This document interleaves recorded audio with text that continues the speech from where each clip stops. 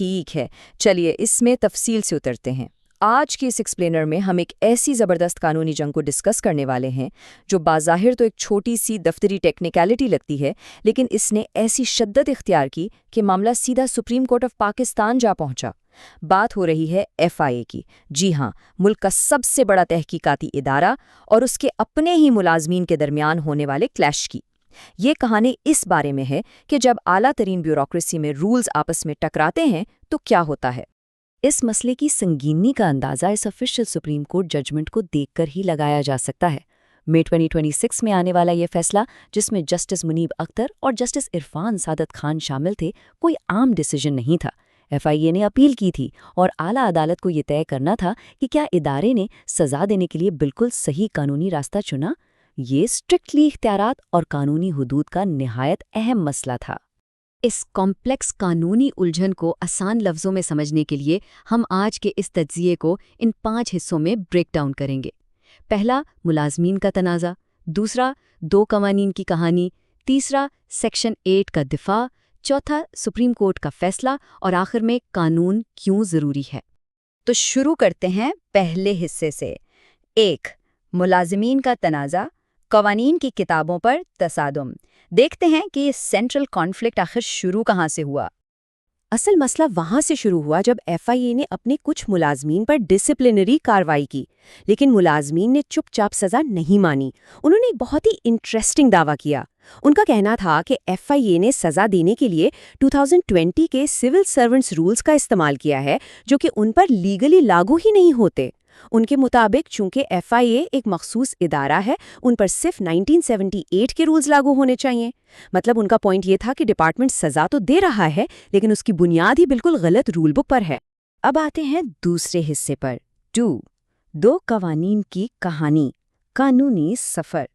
اب یہ طے کیسے ہو کہ حقیقت میں کون سی رول بک کی قانونی حیثیت تھی؟ اس کے لیے تھوڑا ہسٹری میں جانا پڑے گا۔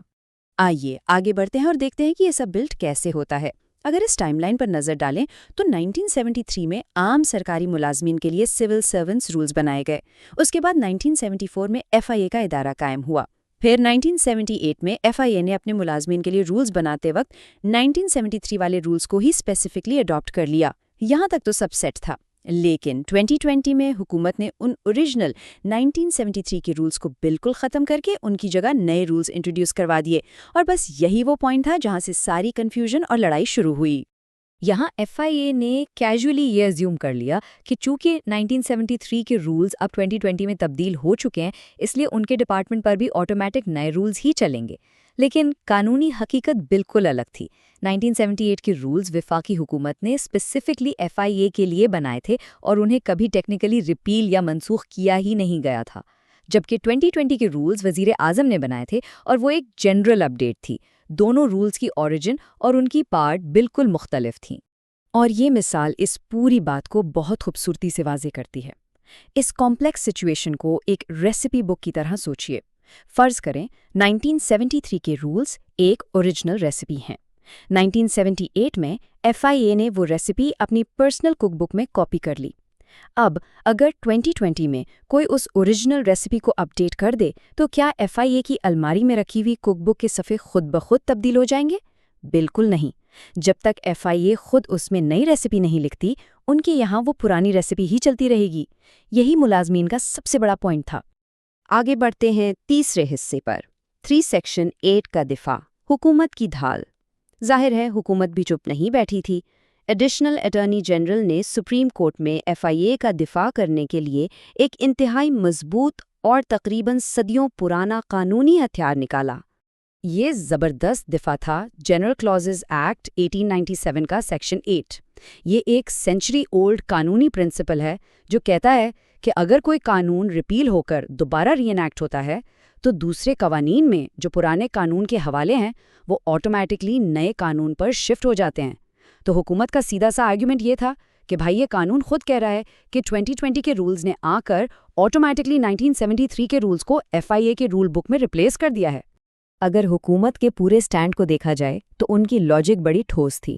ان کا کہنا تھا کہ پہلی بات 2020 کے رولز بیسیکلی 1973 رولز کا ہی ایک ایڈوانسڈ ورژن ہے۔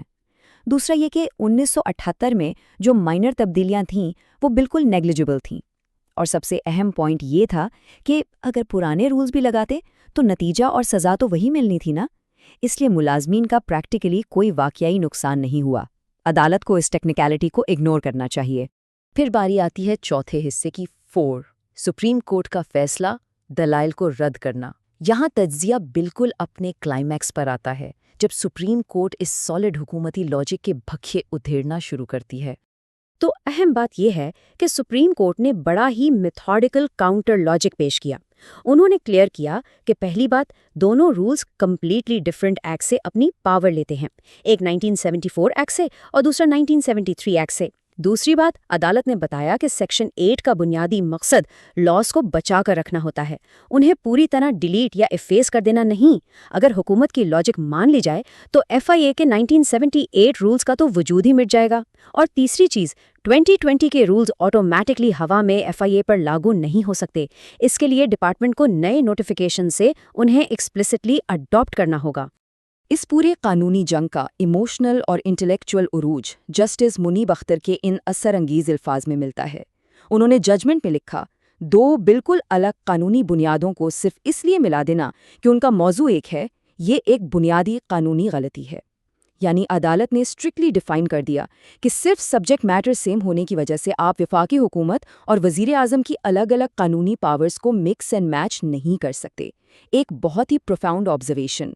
اور آخر میں آتے ہیں اپنے 5ویں حصے کی طرف۔ 5، قانون کیوں ضروری ہے، انصاف کی باریکیاں۔ یہ ٹیکنیکلی ہیوی رولنگ عام لوگوں کے لیے یا اس سوسائٹی کے لیے کیوں اہمیت رکھتی ہے؟ اب اس سلائیڈ کے بارے میں جو بات سب سے دلچسپ ہے وہ یہ ہے کہ عدالت نے اس پریکٹیکلی سیم نتیجہ والی دلیل کو پرماننٹلی رد کر دیا۔ عدالت کا واضح فرمان تھا کہ غیر قانونی عمل ہر چیز کو مٹا دیتا ہے۔ اگر اسٹیٹ کا انیشل طریقہ اطار یا پروسیجر ہی اللیگل ہو تو اس سے کوئی فرق نہیں پڑتا کہ اینڈ رزلٹ کیا تھا، اس غلط بنیاد پر کھڑی ہوئی ساری عمارت لیگلی وائڈ تصور ہوگی۔ پروسیجرل جسٹس پر کوئی کمپرومائز نہیں ہو سکتا۔ اور اسی لیے ہم یہ ایکسپلینر اس ایک آخری دلچسپ سوال پر ختم کرتے ہیں۔ ایک ایسا پاورفل ادارہ جو پورے ملک میں رولز نافذ کرتا ہے، اگر وہ خود اپنے ملازمین پر قانون لاگو کرتے وقت رول بک غلط پڑھ لے تو احساس ہوتا ہے کہ اس نظام میں اسٹرکٹلی ڈیفائنڈ لیگل باؤنڈریز کتنی ضروری ہیں۔ جب ریاست کا اتنا بڑا ادارہ اپنی طاقت کا استعمال کرتا ہے تو اس کی رول بک کون چیک کرتا ہے؟ یہی وجہ ہے کہ عدالتوں کے چیک اینڈ بیلنسز ہماری سوسائٹی کے لیے ایبسلیوٹلی کروشل ہے۔